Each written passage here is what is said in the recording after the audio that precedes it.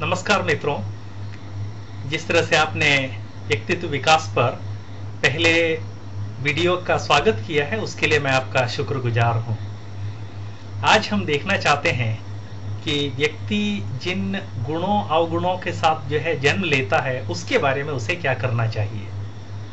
अगले लेक्चर में हम देखेंगे कि वो जिन चीजों को प्राप्त करता है उसके द्वारा जो है उसे क्या करना चाहिए, या उनके मामले में उसे क्या करना चाहिए। जैसा मैंने अपने पिछले लेक्चर में बताया था, ऐसा कोई व्यक्ति नहीं है जो सिर्फ गुण लेके पैदा हुआ हो या सिर्फ अवगुण लेके पैदा हुआ हो।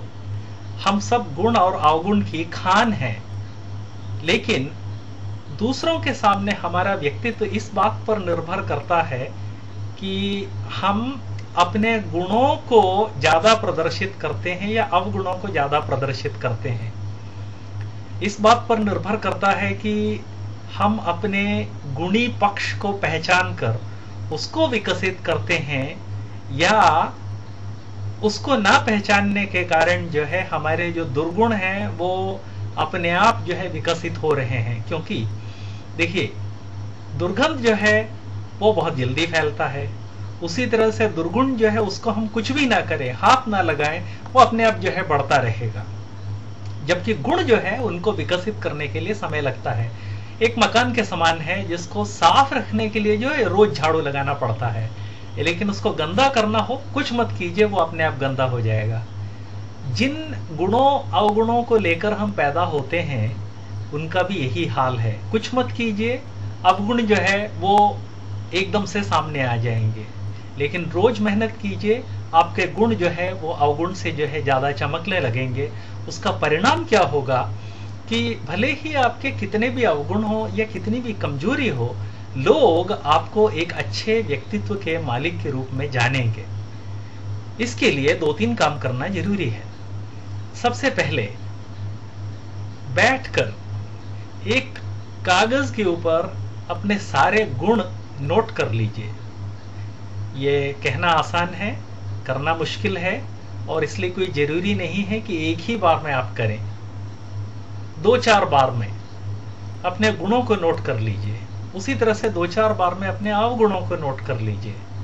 आप बड़े हिम्मती व्यक्ति हैं तो चाहे तो अपने परिवार में जो लोग हैं उनसे पूछ लीजिए कि आपके अवगुण क्या है, गुण क्या है, ये भी पूछ लीजिए। वो कम बताएंगे, लेकिन अवगुण हर कोई जो है पहचानता है, वो जल्दी से बता देंगे।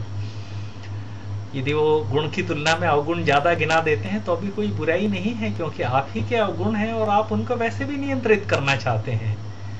तो अपनी खुद की मेहनत से या दूसरों की मदद से या दोनों की एक मिश्रण की सहायता से अपने सारे गुण जरा पहचान लीजिए, अपने सारे अवगुण एक बार पहचान लीजिए। उसके बाद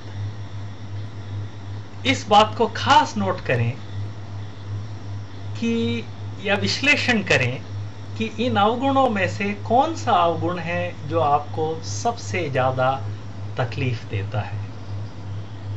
इसको पहचानना जो है व्यक्तित्व विकास की एक आरंभिक कड़ी है। एक उदाहरण दिया जाए, जैसे मान के चलिए कि आपका एक स्वभाव है कि कोई भी कुछ भी कहता है आप हमेशा उसको ना कह देते हैं, नकार देते हैं। जैसे कई मित्र हैं, उनसे आप कुछ भी बोल दीजिए, अरे ये दुनिया की सबसे ऊंची बिल्डिंग है, नहीं नहीं इससे भी ऊंची बिल्डिंग्स है। वो कितना आकर्षक है, नहीं नहीं नहीं उससे भी आकर्षक लोग हैं। कितना अच्छा खेल जो है हिंदुस्तानी टीम ने खेला, नहीं नहीं नहीं इससे भी अच्छे खेल। कुछ लोग हैं जो जन्मजात जिनमें यह स्वभाव है कि हर चीज को जो है नकारते हैं। इस तरह के और भी बहुत सारे गुण हो सकते हैं। कुछ हैं जो किसी भी चीज को देख के बहुत उत्सुक हो जाते हैं और एकदम से उसमें शामिल होना चाहते हैं, लेकिन जो है 2 या 4 दिन के बाद जो है फिर से जो है सब छोड़ दिया, सब भूल गए। कुछ हैं जिनको बहुत जल्दी गुस्सा आ जाता है। कुछ है जो हर चीज पे झल्लाते हैं। ट्रैफिक जाम है तो उस पे झल्लाते हैं, ट्रैफिक जो है जैम नहीं है, सारी गाड़ियां तेजी से चल रही हैं तो उस पे झल्लाते हैं। कोई भी स्थिति हो उस पे जो है झल्लाने की आदत कुछ लोगों को होती है। अच्छा, इस तरह से और भी बहुत सारे जो है अवगुण हैं वो हम में से किसी भी व्यक्ति में हो सकते हैं। कुछ में अवगुण कम होते हैं, कुछ में ज़्यादा होते हैं, लेकिन कोई खास ज़्यादा फर्क नहीं होता है। लगभग सभी लोगों में जो है 10% अधिक या कम होता है।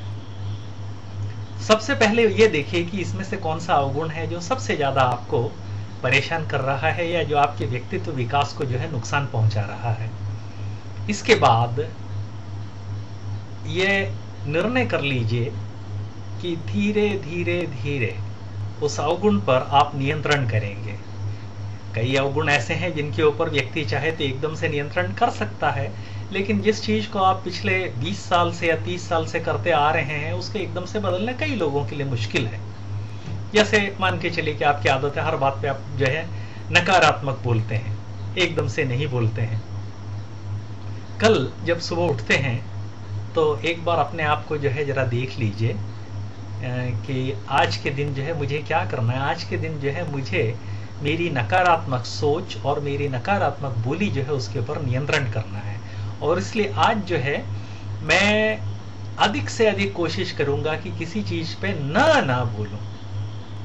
बोलना भी हो तो कम से कम पहले 10 क्षण रुक कर उसके बारे में अच्छी तरह से सोच के वाकई में नकारात्मक है तो ही ना बोलूंगा। सोच लीजिए, दिन भर अपने आप को जो है बार बार याद दिलाइए। शाम को बिस्तर पर जाने से पहले बैठकर दिन भर आपने जो कुछ किया उसको एक बार अच्छी तरह से जो है देख लीजिए, निरीक्षण कर लीजिए। शुरू में आपको दिक्कत होगी क्योंकि दिन भर का किया हुआ कोई याद नहीं रखता है, लेकिन यदि आप इसको नियमित रूप से करेंगे तो दूसरे तीसरे चौथे दिन से जो है आपको दिख जाएगा कि दिन भर की लगभग सारी बातें आपको क्रमशः याद आ जाती हैं। देख लीजिए कि कितनी बार आपने जो है नकारात्मक बात की। निर्णय कर लीजिए कि अगले दिन जो है आप उसे और कम करेंगे। इस तरह से एक एक दिन जो है अपने इस स्वभाव पर अधिकतर बढ़ता हुआ, मतलब कंटिन्यूअसली जो है बढ़ते बढ़ते नियंत्रण कीजिए। इतना ही नहीं, इस बात पर भी ध्यान दीजिए कि वे कौन से घटक हैं या वे कौन सी चीजें हैं या वो कौन सा माहौल है या वे कौन से व्यक्ति हैं जो आप में नकारात्मक भावना जो है एकदम से पैदा करती है। कई बार ऐसा होता है कि कुछ विशेष परिस्थितियों में हमारे नकारात्मक गुण जो है बहुत ज्यादा दिखने लगते हैं। कई बार ऐसा होता है कि हम जिसको बिल्कुल नापसंद करते हैं उस व्यक्ति को देख के जो है हम एकदम से हर बात में ना करने लगते हैं। इस तरह से कोई व्यक्ति या कोई परिस्थिति या कोई वातावरण आप पहचान लेते हैं तो पहले तो कोशिश कीजिए कि उस व्यक्ति को और वातावरण जो है उस व्यक्ति को पूरी तरह से अवॉइड कर सके। लेकिन ये तो पलायनवाद होगा।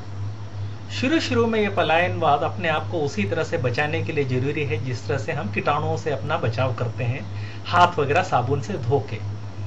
लेकिन व्यक्तित्व जो है वो बीमारी से बचाव जैसा नहीं है, कुछ फर्क है।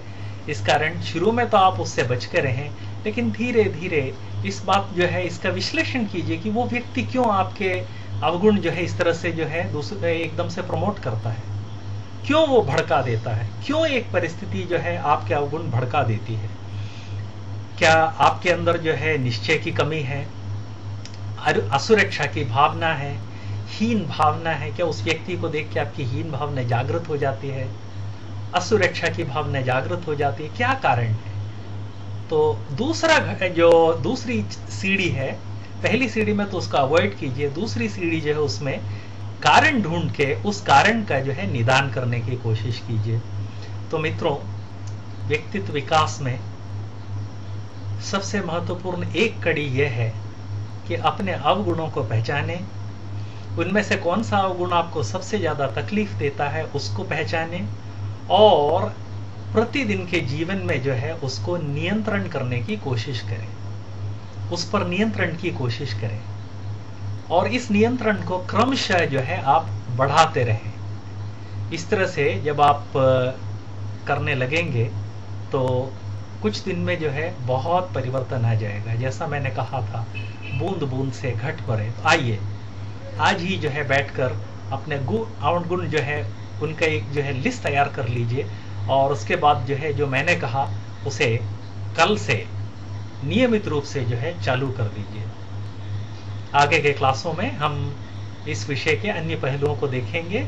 मेरे चिट्ठे पर आने के लिए शुक्रिया।